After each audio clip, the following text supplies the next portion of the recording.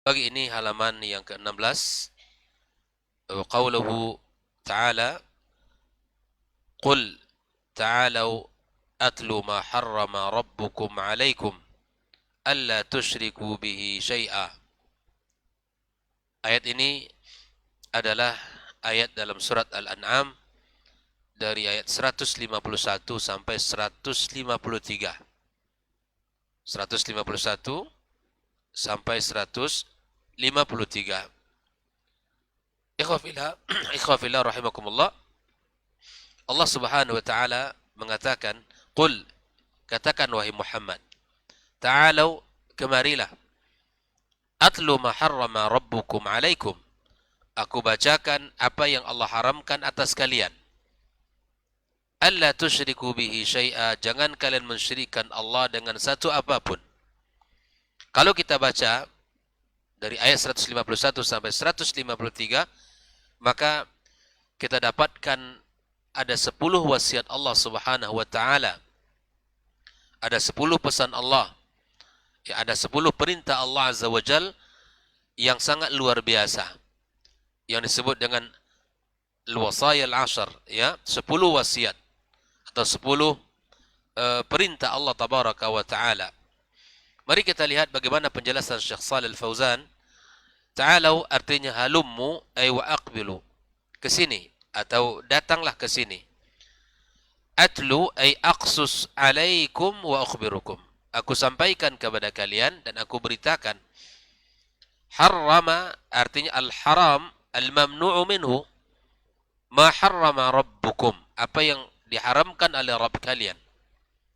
Al-haram ada sesuatu yang dilarang. Wa huwa ma yu'aqabu fa'iluhu wa yuthabu tariku, yang dimana ketika keharaman itu dikerjakan, maka pelakunya akan diiqab, dan apabila itu ditinggalkan, maka dia mendapatkan pahala di sisi Allah Subhanahu wa taala. Kemudian apa yang disampaikan oleh Allah Tabaraka wa taala dalam firman-Nya ini dari ayat 151 dari surat Al-An'am sampai 153, maka dzalikum wassaqum bihi la'allakum tattaqun. Itulah wasiat yang Allah wasiatkan kepada kalian, yang Allah perintahkan kepada kalian agar kalian menjadi orang-orang yang bertakwa kepada Allah Tabaraka wa taala. Lalu kemudian Syekh Shalih Al-Fauzan menjelaskan makna al-ijmali dari ayat ini, makna global. Ya'murullahu nabiyahu ay yaqula li haula'il musyrikin. Allah Subhanahu wa taala memerintahkan nabinya untuk mengatakan kepada orang-orang musyrikin, alladzina 'abadu ghairallah, yang mereka beribadah selain kepada Allah. Wa harramu ma razaqahumullah, bahkan mereka mengharamkan apa yang diberikan Allah rezeki kepada mereka. Sebuah kesalahan pada orang-orang musyrikin yang menyembah selain Allah, kemudian mereka mengharamkan sesuatu yang telah Allah berikan kepada mereka. Wa qatalu auladahum, dan bahkan mereka membunuh anak-anak mereka. Untuk apa? Taqarruban ilal asnam atau taqarruban lil asnam. Mereka melakukan itu untuk mendekatkan diri mereka kepada berhala-berhala sebagai tumbal. Fa'alu dzalika bi ara'ihim, dan mereka melakukan itu ikhwafillah karena bersandar kepada pemikiran mereka, tidak bersandar kepada agama, bukan karena tuntunan syariat. Wa taswilis syaitani lahum, dan karena apa? Dan karena gangguan serta godaan syaitan kepada mereka. Halumu aqussu alaikum ma harrama khaliqukum. Kesinilah, kata Allah, diperintahkannya Nabi Muhammad SAW, aku sampaikan kepada kalian apa yang diharamkan atas kalian oleh pencipta kalian, Rabb kalian. Wa malikukum, oleh raja kalian, yang memiliki kalian, yang mengatur seluruh alam, yang mengatur seluruh yang ada di langit dan di bumi. Tahriman haqqa, dengan pengharaman yang benar-benar, la taharrudan wa dhanna, bukan kira-kira, bukan karena ya tidak punya ilmu, tapi apa yang disampaikan itu benar-benar dari Allah tabaraka wa taala, ya, bukan karena sangkaan dan yang lainnya, ya. Bal biwahyin minhu, akan tetapi itu semua diharamkan karena ada wahyu dari Allah Subhanahu wa taala, wa amrin min indih, dan perintah darinya. Wa dzalika fima wasaqum bihi fi hadhil wasaya al-'ashr, dan itulah yang Allah perintahkan kepada kalian di dalam 10 wasiat yang akan kita sampaikan ini. Allati hiya, yang pertama, wasiat Allah Subhanahu wa taala di dalam surat Al-An'am ini adalah wasaqum alla tusyriku bihi syai'a. Allah wasiatkan kepada kalian agar kalian tidak mensyirikkan Allah dengan satu apapun. Ya, dengan satu apapun. Wa hadza nahyun 'anil syirki 'umuman. Dan ini merupakan larangan kesyirikan secara umum. Fasyamila kullu musyrik, dan mencakup seluruh kemusyrikan. Kullu musyrikin bihi min anwa'il ma'budat min dunillah. Ya, seluruh bentuk kesyirikan yang disembah selain Allah Subhanahu wa taala. Wa kullu musyrikin fihi min anwa'il ibadah, dan seluruh bentuk kemusyrikan dari jenis-jenis ibadah. Inilah yang pertama, ikhwafillah, wasiat Allah kepada, ya, yang Allah perintahkan kepada Nabi Muhammad untuk disampaikan kepada orang-orang musyrikin, alla tusyriku bihi syai'a, jangan kalian mensyirikkan Allah dengan satu apapun. Yang kedua, ikhwafillah, wa wasakum an tuhsinu bil walidaini ihsana, agar kalian semuanya berbuat baik kepada kedua orang tua, bibirrihima, ya, dengan berbakti kepada mereka, wa hifzihima, dan menjaga kedua orang tua kita, wa siyanatihima wa ta'atihima fi ghairi ma'siyatillah, ya, memelihara, menjaga, merawat serta taat kepada mereka selama perintah mereka tidak dalam kemaksiatan kepada Allah Azza wa Jalla. Ini wasiat yang kedua, ya, di mana Allah Tabaraka wa taala memerintahkan kita untuk berbuat baik kepada kedua orang tua kita, wa tarkit tarafu alaihima, dan kita tidak boleh sombong. Ya, walaupun kita ini sudah besar, ya, sudah bahkan menjadi orang-orang hebat di tengah masyarakat, dipandang, disegani, ya, bahkan mungkin memiliki harta yang banyak, orang tua tetaplah orang tua kita. Yakin, dan kita tetaplah anak bagi mereka. Sehebat apapun kita di mata manusia, tapi kita ini tetaplah anak bagi orang tua kita. Jangan pernah kita merasa hebat, jangan pernah kita merasa lebih daripada orang tua kita, apalagi merasa sombong, ya, kepada orang tua kita, melihatkan keangkuhan. Ya, walaupun mungkin orang tua kita hidup, ya, dengan apa adanya, sederhana, hidup di kampung, ya, tapi kemudian ketika dia datang ke rumah kita, kita sambut, ya, kita sambut, kita berikan, kita muliakan. Jangan sampai, ya, mereka ini kita berikan tempat yang paling sudut dari rumah kita, di ruangan yang paling kecil di rumah kita, atau tidak dilengkapi dengan fasilitas, sementara Anda hidup dengan kemewahan, ya, makan dipisahkan antara dia dengan orang tuanya. Jangan. Ini adalah kemungkaran dan ini dosa besar, ya, kepada Allah Subhanahu wa taala, ya, di mana Allah perintahkan kepada kita untuk berbuat baik kepada orang tua kita. Sebagaimana ayat sebelumnya, ikhwafillah, betapa banyak ayat-ayat yang Allah sandingkan antara taat kepada Allah dan ketaatan kepada orang tua. Ya, ketika Allah sandingkan ayat beribadah kepada Allah, kemudian Allah hadirkan setelahnya perintah untuk berbuat baik kepada orang tua kita. Nah, kemudian ikhwafillah rahimakumullah, wasiat yang ketiga, wa wasakum alla taqtulu auladakum min imlaq. Allah wasiatkan agar tidak membunuh anak-anak dikhawatirkan karena takut fakir. Ya. Allah berikan rezeki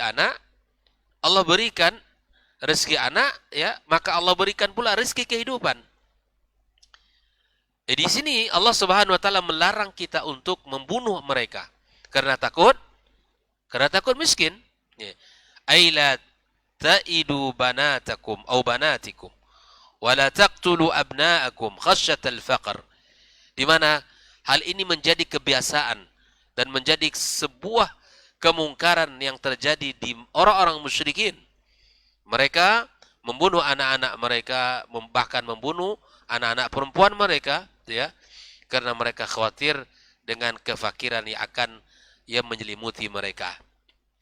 Ikhwafillah, keyakinan ini harus ada dalam kehidupan kita. Setiap anak membawa rezekinya. Setiap anak membawa rezekinya. Ya.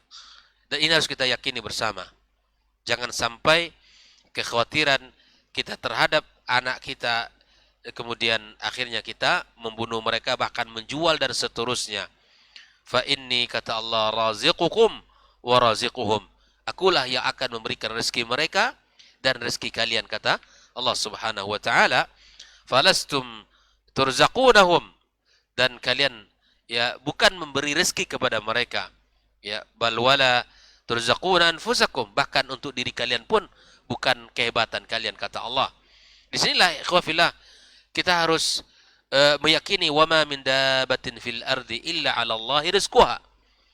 Tidaklah satu binatang yang melangkah berjalan, ya, binatang yang ada di muka bumi ini, tidaklah satu makhluk pun yang berjalan di muka bumi ini melainkan telah Allah berikan kepadanya rezeki mereka.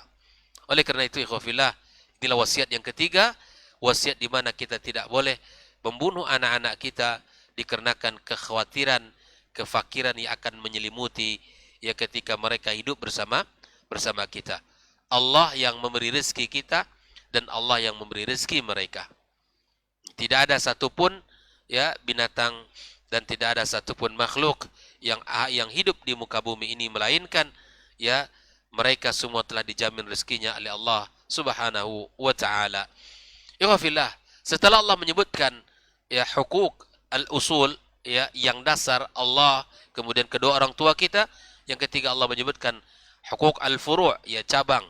Ya, setelah Allah bicarakan tentang hak Allah, kemudian hak kedua orang tua kita, lalu kemudian Allah sebutkan tentang anak-anak kita. Yang keempat ikhwafillah, wa wasakum alla taqrabul fawahisha. Ya, Allah wasiatkan pula kepada kalian jangan kalian mendekati al-fawahish. Ma dhahara minha wa ma batan. Apa yang terlihat dan apa yang tersembunyi. Ail ma'asi zahira wal khafiyah. Maksiat yang nampak dan maksiat yang tersembunyi. Allah katakan wala taqrabul fawahisha. Bukan Allah katakan wala ta'tul fawahish. Makanya mendekati itu sesuatu yang dilarang.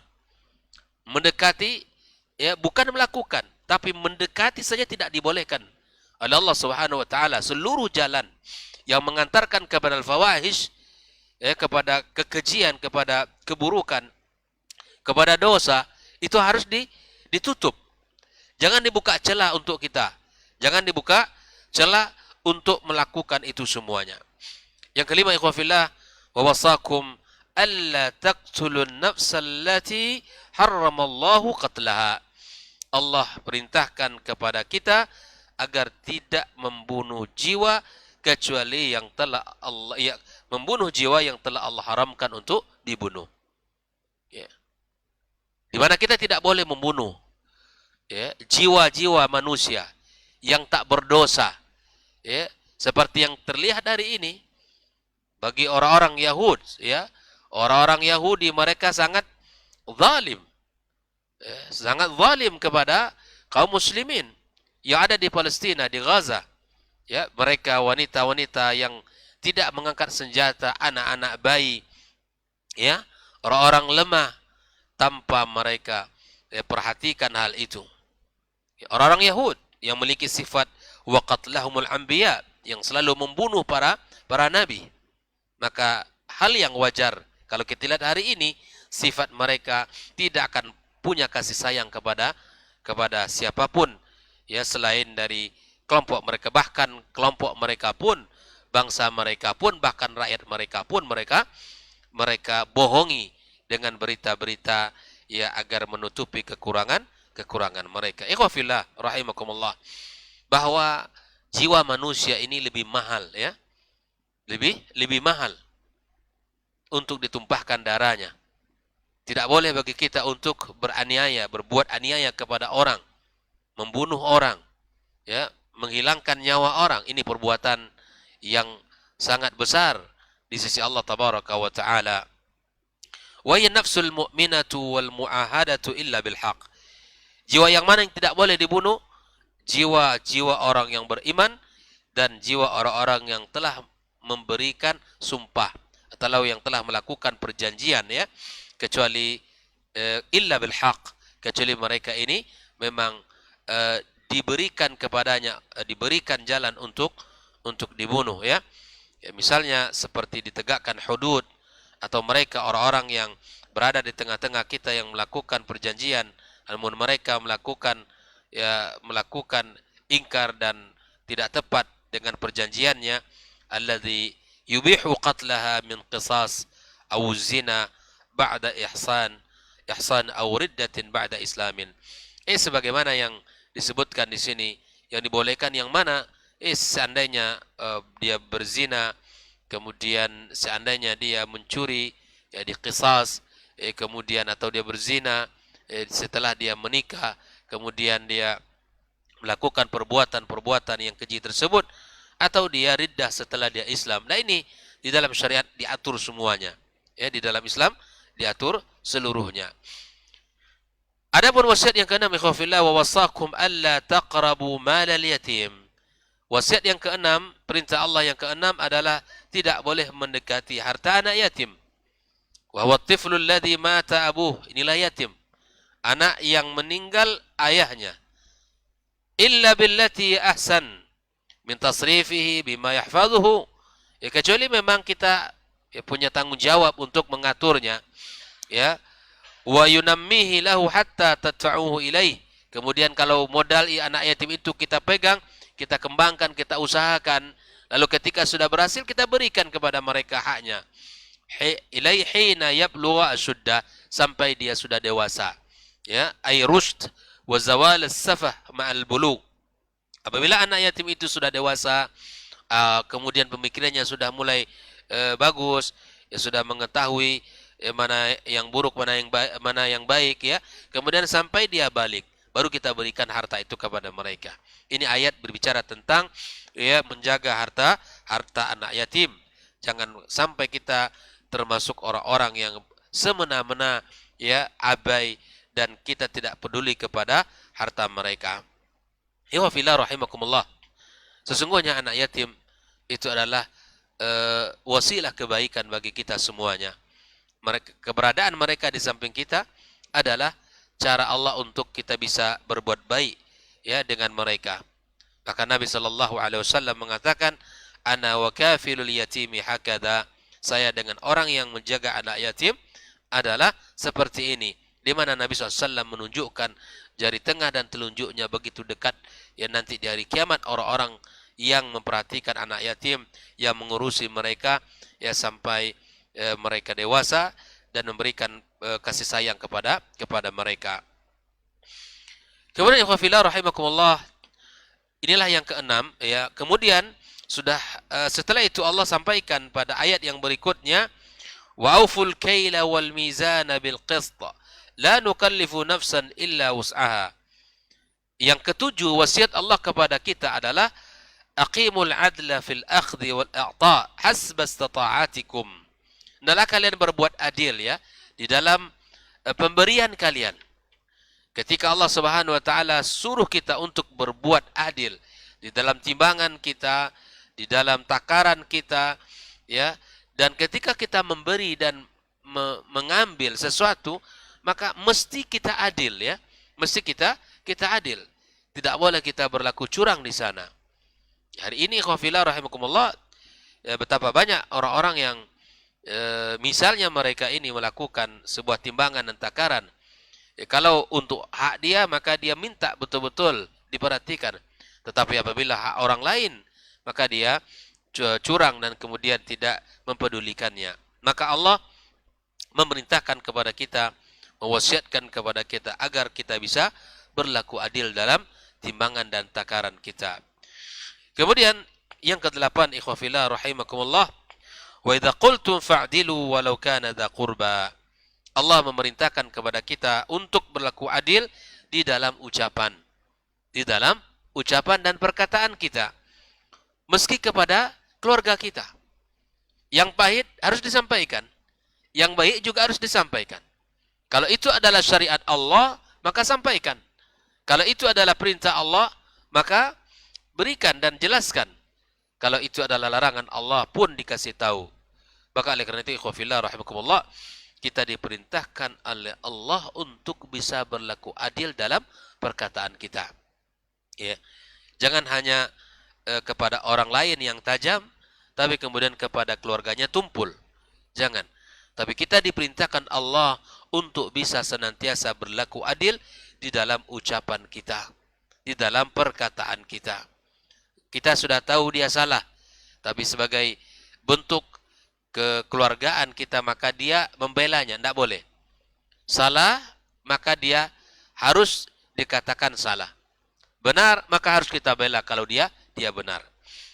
Nah, ikhwah fillah rahimakumullah, adapun wasiat Allah yang ke-9, wa bi ahdillah, Allah wasiatkan kepada kita untuk bisa memenuhi janji Allah Subhanahu wa taala, janji kita kepada Allah tabaraka wa taala, ay inqadu lidzalika bi an tuti'uhu fima amara bihi wa na'an. Di mana kita harus taat dan di mana harus kita tunduk terhadap perintah-perintah Allah dan terhadap larangan-larangan Allah Subhanahu wa taala. Wa ta'malu bi kitabihi wa sunnati nabihi sallallahu alaihi wasallam. Kemudian kita amalkan ya Al-Qur'anul Karim dan kita amalkan sunnah Nabi kita sallallahu alaihi wasallam. Adapun wasiat yang ke-10, ikhwah fillah rahimakumullah, Allah katakan wa anna hadza sirati mustaqiman fattabi'uh, dan sesungguhnya inilah jalanku yang lurus, maka ikutilah. Wa la tattabi'us subula fatafarraqa bikum an sabilih, maka jangan kalian ikuti jalan-jalan yang lain sehingga itu akan mencerai-beraikan kalian dari jalannya. Di mana Allah tabaraka wa taala, Syekh Shalih Fauzan mengatakan alladzi awsaitukum bihi fi hatainil ayataini min tarkil manhiyat, ya, di mana dua ayat terakhir ya 152 153 itu di mana Allah tabaraka wa taala melarang kita untuk melakukan hal-hal yang dilarang oleh Allah azza wajalla. Wa adzahuma asyiriku, dan kemudian yang paling besar dari larangan Allah adalah kesyirikan. Wa fi'lil wajibat, dan meninggalkan ya kewajiban. Wa adzahuma tauhid, yaitu yang paling besar kewajiban kita adalah at-tauhid wa huwa siratul mustaqim, yang merupakan jalan yang lurus. Lalu kemudian Allah katakan fattabi'u wa la tattabi'us subula al-bid'ah wasyubahat. Maka ikutilah jalan Allah yang lurus, jangan kalian ikuti jalan-jalan yang lain. Jalan yang lain itu apa? Jalan-jalan perkara bid'ah dan jalan-jalan syubhat, itu tinggalkan dalam kehidupan kita. Perkara bid'ah dalam agama jauhkan. Perkara syubhat tinggalkan. Nabi sallallahu alaihi wasallam mengatakan, "Faman ittaqa syubhat," ya, barang siapa yang terjaga dari syubhat, ya, maka sungguh dia telah terjaga dari kehormatannya. Orang-orang yang menjaga dirinya dari perkara syubhat, maka sungguh dia telah menjaga agamanya. Maka jalan kita selamat, maka tinggalkan seluruh yang berbau bid'ah, kemudian tinggalkan perkara-perkara syubhat dan perkara-perkara yang diharamkan Allah Subhanahu wa taala. Lalu kemudian Allah katakan fatafarraqa bikum an sabili ay tamilu wa tushattitu bikum an dini, maka kalian akan condong dan akan ya hancur jauh dari agamanya. Inilah wasiat Allah tabaraka wa taala, ya 10 wasiat yang telah Allah sebutkan di dalam surat Al-An'am 151 sampai 153. Ya. Lalu kemudian Syekh Shalih Al-Fauzan menyebutkan munasabatul ayati lil bab. Dan ini adalah salah satu metode yang beliau lakukan di kitab ini, di mana setiap ayat dia tulis sebagai bentuk munasabat, korelasi dengan pembahasan bab ini. Anna Allah subhanahu wa ta'ala dzakara fiha jumalan minal muharramat. Di mana Allah subhanahu wa ta'ala telah menyebutkan ya beberapa hal yang diharamkan oleh Allah, ya, ibtada'aha bin nahi anis syirki. Allah memulainya dengan yang paling berat, yaitu pengharaman terhadap asyirik, larangan terhadap asyirik. Wan nahyu anhu yastad'il amr bit tauhid bil iqtida'. Nah, ketika Allah melarang melakukan kesyirikan, maka di sisi yang lain Allah perintahkan kita untuk bertauhid kepadanya. Ya. Fadalla dzalika ala anna tauhida aujabul wajibat. Maka dengan demikian kita tahu bahwa tauhid merupakan kewajiban yang paling wajib, wa anna syirka a'zamul muharramat, dan kesyirikan merupakan keharaman yang paling besar. Nah, inilah munasabatnya. Ketika Allah Subhanahu wa taala menyebutkan 10 wasiat, ya, di dalam ayat ini Allah memulai dengan larangan untuk melakukan kesyirikan.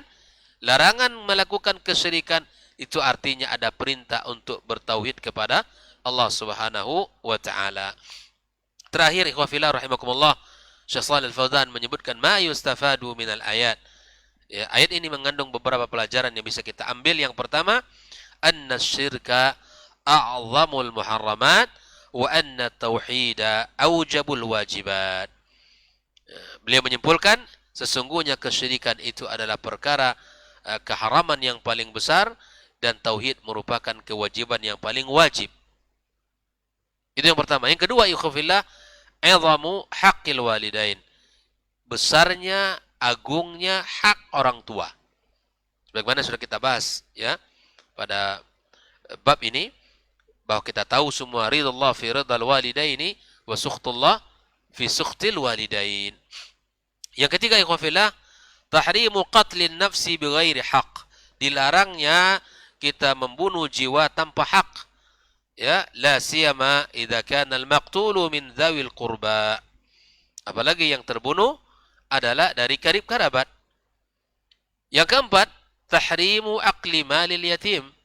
Diharamkan kita makan harta anak yatim, wa masyru'iyatul amal ala islahihi. Sekaligus merupakan syariat, disyariatkan untuk, ya, berbuat, ya, menjaga, memelihara harta mereka dan memberikan kepada mereka, ya, setelah dewasa.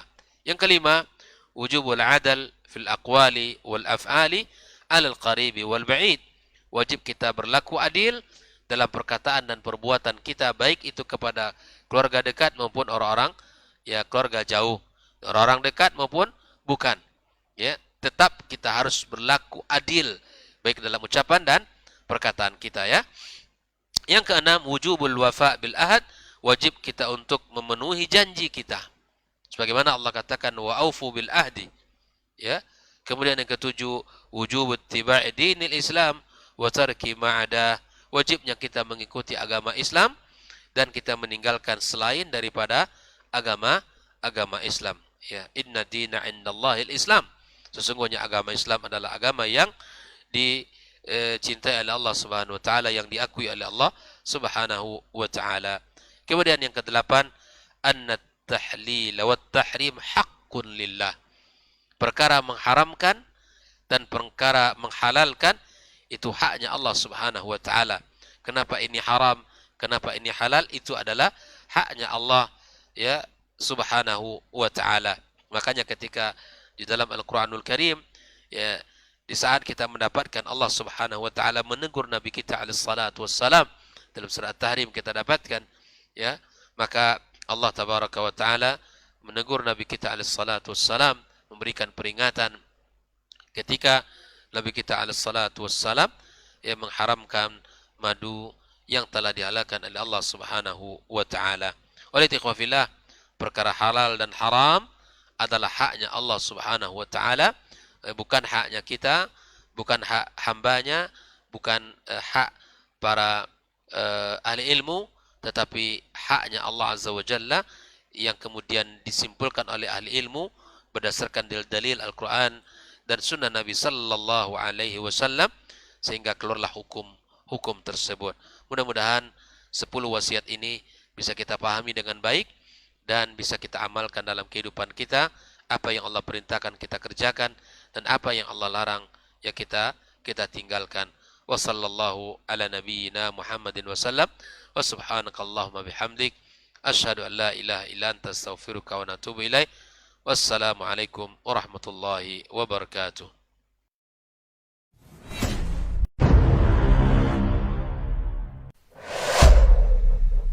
Dunia dan seisinya ini bagi Allah tak sama nilainya dengan sebelah sayap lalat. Barang siapa yang beramal untuk akhiratnya, Allah akan cukupkan baginya urusan dunia. Sayati zamanun 'alan nasi as-sabiru fihim qalqabit al-jamarah. Akan ada satu masa di akhir zaman yang berpegang teguh dengan agamanya seperti orang yang sedang memegang bara